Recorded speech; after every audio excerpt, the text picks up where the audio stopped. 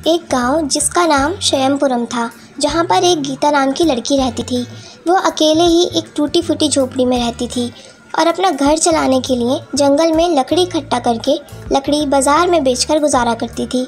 धीरे धीरे जंगल में लकड़ी की कमी के कारण गीता का घर चलाना मुश्किल हो गया। गीता निराश होकर एक नदी किनारे बैठकर रोने लगती है।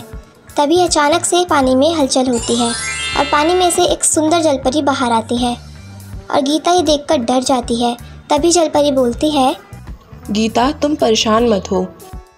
ये कहकर जलपरी गीता को एक जादुई पत्थर देती है।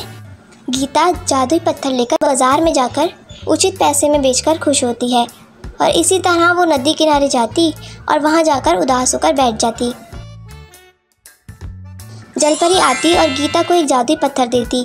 गीता उस पत्थर को बाजार में बेचकर पैसे ले आती और गुजारा करती।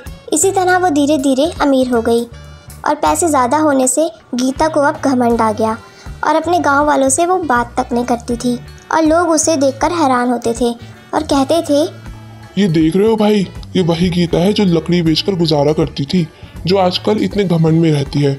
ये सब कहकर लोग वहाँ से चले जाते हैं। एक दिन गीता नदी किनारे गई, तभी वहाँ पर जलपरी आ गई और इस बार गीता गुस्से में बोलती है, जलपरी मुझे एक नहीं बल्कि एक बोरी भरकर पत्थर चाहिए। गीता को देखकर जलपरी समझ जाती है कि गीता पैसों के लालच में सब भूल बैठी है और इस बार जलपरी गीता को एक बोरी भर के पत्थर देती है। जैसे ही गीता उसको लेकर घर आती है तो वो देखती है कि सारे पत्थर गायब हो गए और जलपरी के द्वारा दिया गया सारा सोना गायब हो जाता है और उसका घर भी टूटी हुई झोपड़ी में बदल जाता है।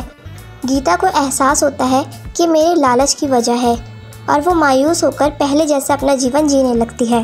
तो बच्चों, इस कहानी से हमें क्या सीखने को मिलता है कि हमारे पास कितना भी धन आ जाए, हमें कभी भी उस पर घमंड नहीं करना चाहिए। बच्चों, वीडियो को लाइक करो और सब्सक्राइब भी करो और लाल वाला बटन दबाओ जल्दी जल्दी।